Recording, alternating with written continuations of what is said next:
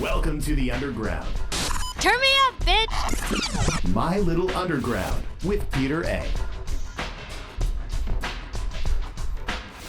It's My Little Underground. I'm Peter A. Make sure you're listening anywhere you get podcasts, and you can listen to the entire My Little Underground archive over at peteraradio.com, including 2 playlists that I updated over the holidays, Little Ass Songs and Long Ass Songs. And you can sign up for the monthly My Little Underground newsletter also over at peteraradio.com. It's a brand new year, and you know what that means for My Little Underground. The first show of the year, 2022 anticipated. I talk about, there's no other person here that I know of. You know, my door's closed, and I think I'm the only one in my apartment now. So it's only me talking about stuff that I'm anticipating for the new year. And there's a whole lot to talk about, so not going to waste any time with pointless small talk. And we don't do small talk here on My Little Underground. It's just big talk. Alt J, first album in 4 years, The Dream, coming out February 11th.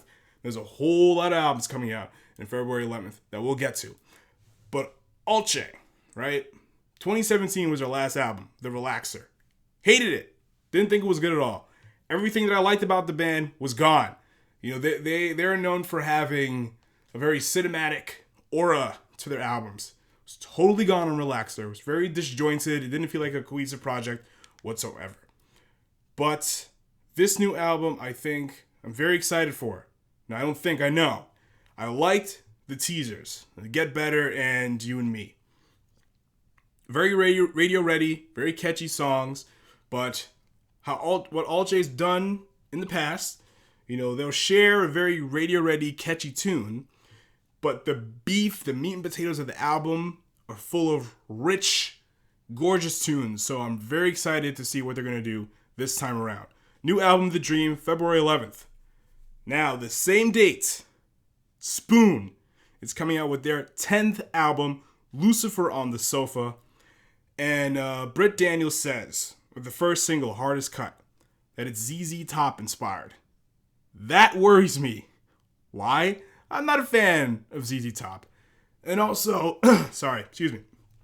I'm not a huge fan of bands that lean too heavy on a certain element of the past when they never really did in the past. Let me give you an example. Spoon's last 2 albums, right?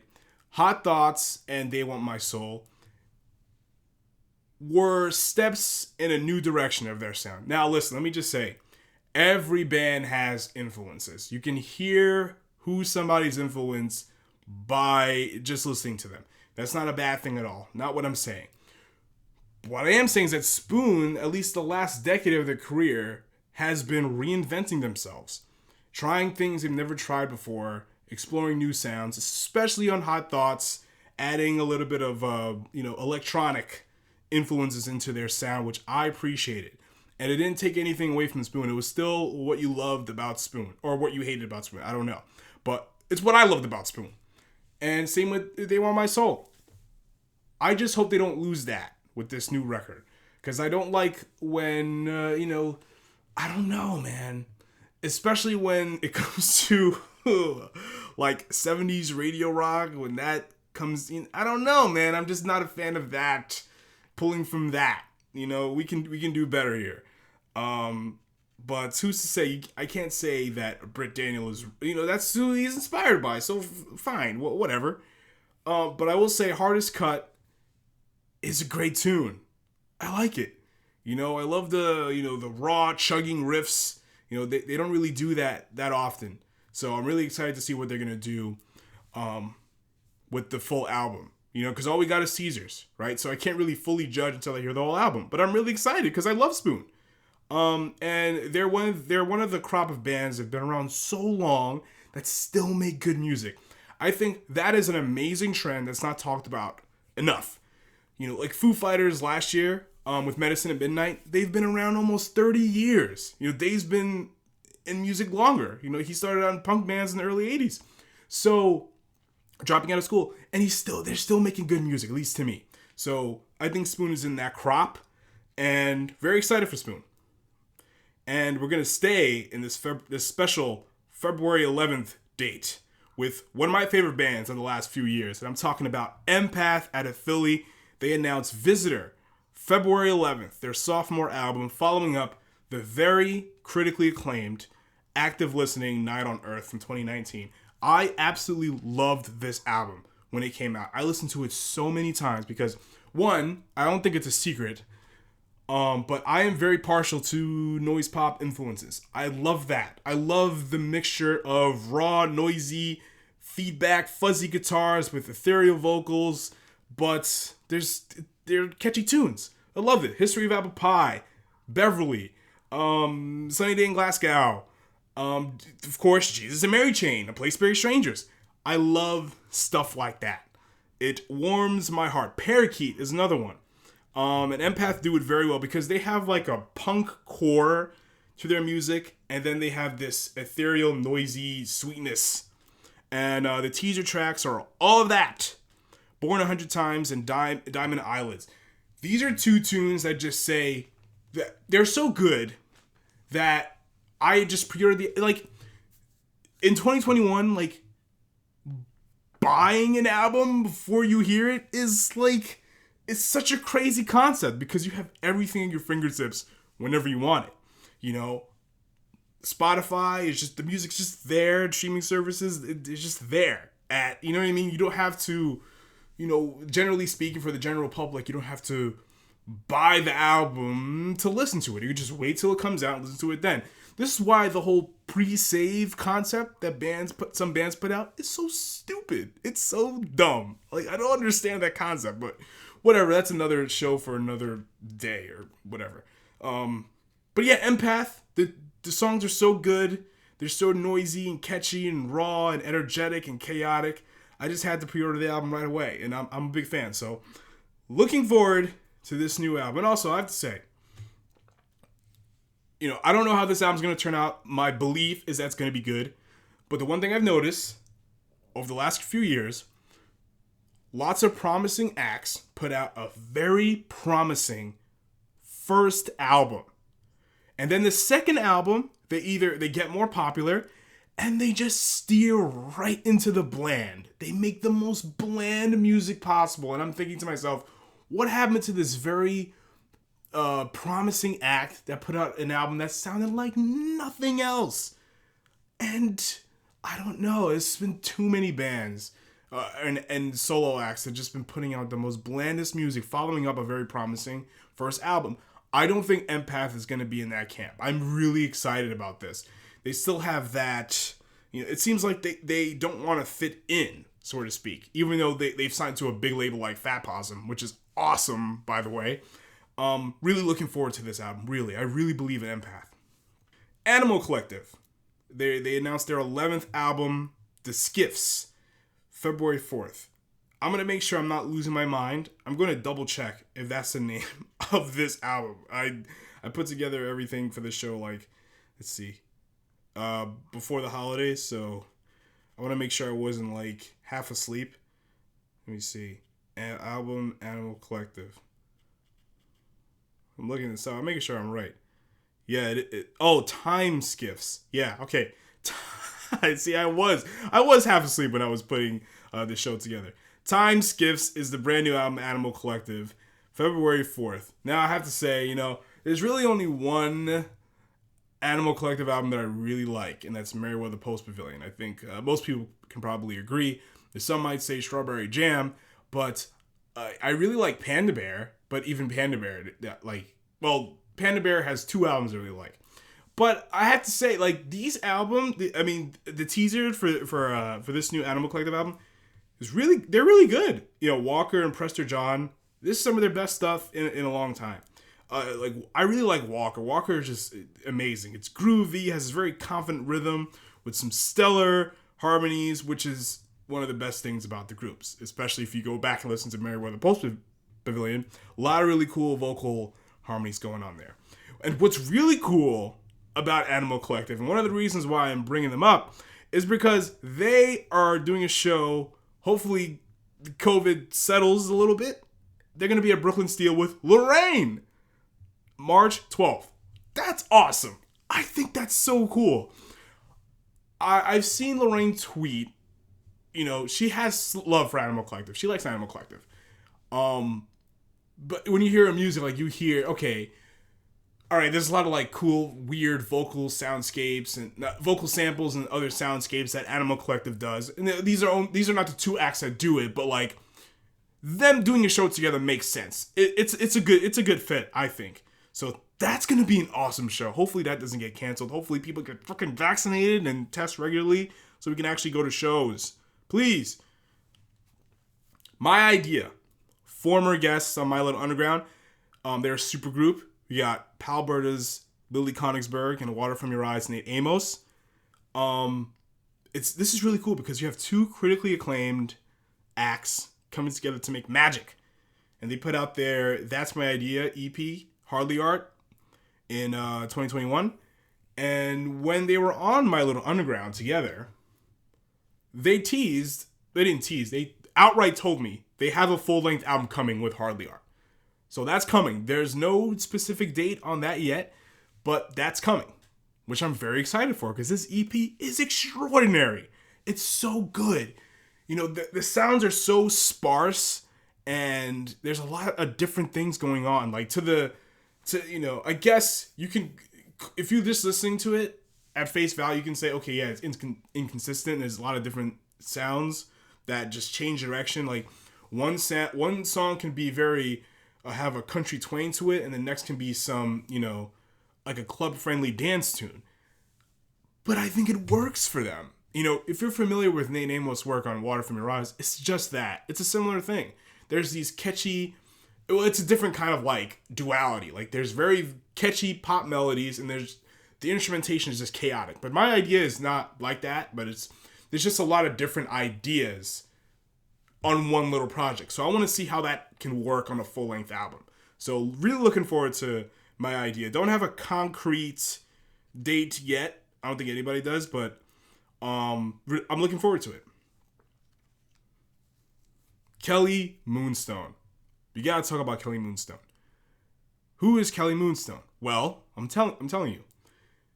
The Aphrodite. It's the artist formerly known as the Aphrodite. And she was on My Little Underground way back, 2018. I think she was like my 5th guest ever. One of the coolest interviews I did. She is so talented and very creative. And I'm so glad she reinvented herself. I think Kelly Moonstone is a really good name. And Kelly is her real first name. And I think it has a good ring to it. So, and she's working on some new stuff. She taught herself how to make beats. And I'm really looking forward to what she has cooked up. She teased new music on social media, and she made her first guest appearance as Kelly Moonstone on Lord Jamonti's Beautifully Black album. She spit a verse on a few songs, but the one to note is Tried Your Best. She spit a crazy verse on there, so I'm greatly anticipating what Kelly Moonstone has in store for 2022. She teased on Instagram that spring 2022 we should be looking forward to, or getting ready for some new Kelly Moonstone tunes. Let's talk about Felicia Douglas. And you may know Felicia, Ava Luna, Gemma, Dirty Projectors. Over the last few years, she's been releasing some solo material. And since about 2020, she has essentially released an album's worth of material with singles here and there on Bandcamp. And my favorites are 2020's Ready for Your Miracle and Continuation. And, the last month of 2021, and around November, she put out Acting Like. So, and then if you follow her on Twitter, she always says, yeah, I'm writing new songs. Same on Instagram. Wrote a new song today. So hopefully we get a proper solo album or EP from Miss Felicia Douglas. A Place to Bury Strangers. They announced a new album, See Through You, February 4th, following up 2021's Hologram EP. Now, these two releases are very important because A Place to Bury Strangers has a brand new lineup with John and Sandra Fedowitz of Ceremony East Coast. And I had to say, listening to the EP and the teasers of the new album, they sound great together. Now, I wasn't able to go to their EP release show at Bowery Ballroom in September because I was Me and my brother had AEW tickets from March 2020. The show got rescheduled many times because of COVID, so we finally got a chance to go. So I had to use those tickets. But I think that since Place Space Strangers announced a brand new album, you know it's coming. A new show, and that's exactly a new York show because they've been touring all over the world this year. They're going to be at Music Hall Williamsburg March the 4th. Now, Hold On Tight is probably my favorite single from the album so far because it's loud, noisy, catchy, energetic, and danceable. It is what you would expect from a Place Space Strangers, but to me, this is exactly like the definition of return to form because their last album, it still had like that, fury and forward momentum, but it didn't have like a lot of like, it wasn't totally completely noisy like you would expect from them. There was a lot of energy though, which is still good, but like this time around it's crazy. There's a lot more fuzz and it's a little grosser, like their earlier work, which I like, which is great. Looking forward to the Place Space Strangers new album, See Through You, February 4th, and hopefully if COVID, calms down, March 4th, Music Hall of Williamsburg. Now let's go down to Nashville for Twen. This is the group of Jane Fitzsimmons and Ian Jones, and for a while they've been teasing new music on Instagram, including building their house tour van, which is awesome. It is gorgeous. Like, I would live in that. It's really, really cool. They put out a brand new single late last year, Ha Ha Home. It's beautifully arranged, and it has the classic, what do you know from Twen? Rich folk-like guitars and fantastic ethereal vocal arrangements from Jane Fitzsimmons, and her range is out of this world. I love her vocals. They're awesome. And they did promise more music in 2022, which is amazing. Amazing. I'm so excited. And the thing is about Twen, when they were on My Little Underground a few years ago, they said, we're making Twen music. And what we do now, it's probably going to be totally different from what we're going to do next. And it's partially true. Because their first album, Awestruck, was, very ethereal guitar pop stuff. And this time around, it's still that, but it's it's different, but it's like, okay, this is still Twen, but they are trying out new ways to arrange songs. It's not just, vocals you can't understand. They're just, it's just cloudy just to be cloudy, but it's like there's like really good like song structure here. And again, like the vocals are just gorgeous. So I'm really excited to see what the new Twen music is going to sound like. Now we're gonna go down to Florida for Artisan P and his Citronella Room label. And on My Little Underground, Artisan P says he himself is working on his own full-length album, and a producer on his label, Late Show Host, is coming out with a full-length album. And I highly, highly recommend listening to the split EP with Buster Wolf, Some Oranges. These instrumentals are full enough to not have rappers over them. The songs are that complete, in my opinion. They are instrumentals, and yes, they can serve, if you're just leaving it in the background, but they're really good tunes. And the vinyl is coming out in January. It's shipping out this month. So can't wait to get my own copy because, and it makes me excited to see what else Citronella Room has coming. And there's also, if you want to get to know more about the artist on Citronella Room, there's a Spotify playlist too. So yeah, check that out. And I have to say about like producers, because if you listen to like Jay Dilla's Donuts, right? That's one of the most, like, any like big time hip hop fan will tell you, like, yeah, Jay Dilla's Donuts, one of the greatest albums ever. There is not one rap uttered on that album.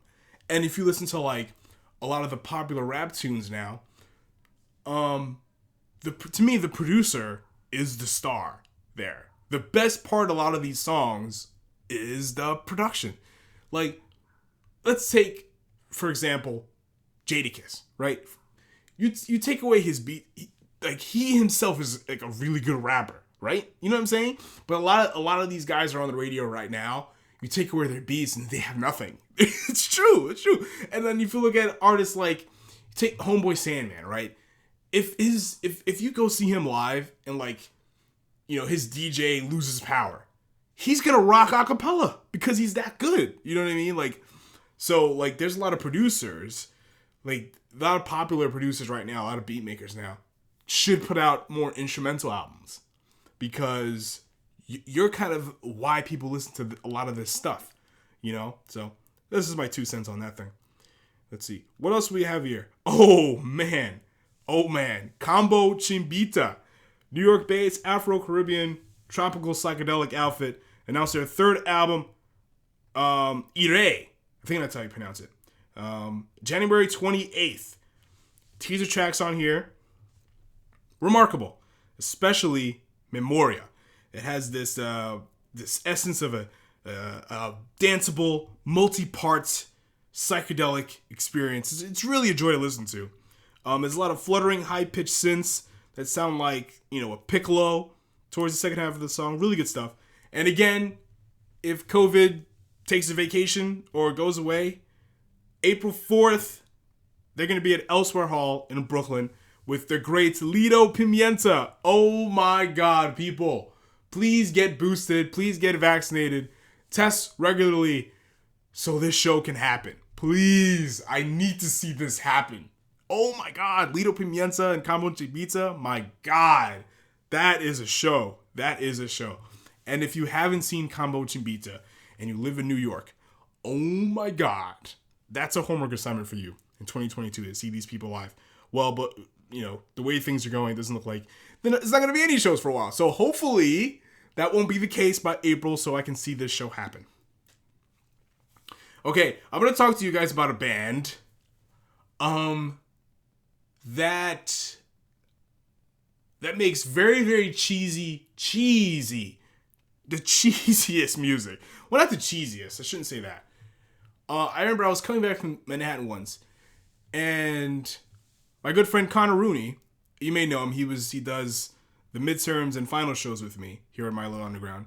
And he sent me this band on the train. He's like, yeah, it kind of sounds like White Reaper. And I listened to it. I'm like, not really, but there's some like, you know, some of their riffage is similar.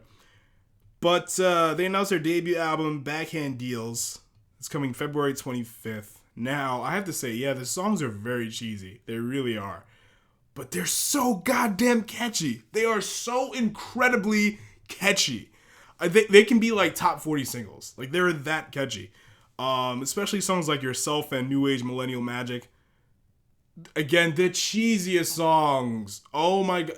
I mean, New Age Millennial Magic kind of makes me cringe just a little bit. It really does.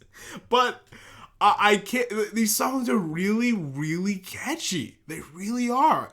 I'm really excited to see how these songs will come together on a full-length project. But man, again, they are so cheesy. You might cringe a little bit. You just might. But again, you know, it's their first album, you know, so let's see what happens. Let's see. Buzzard.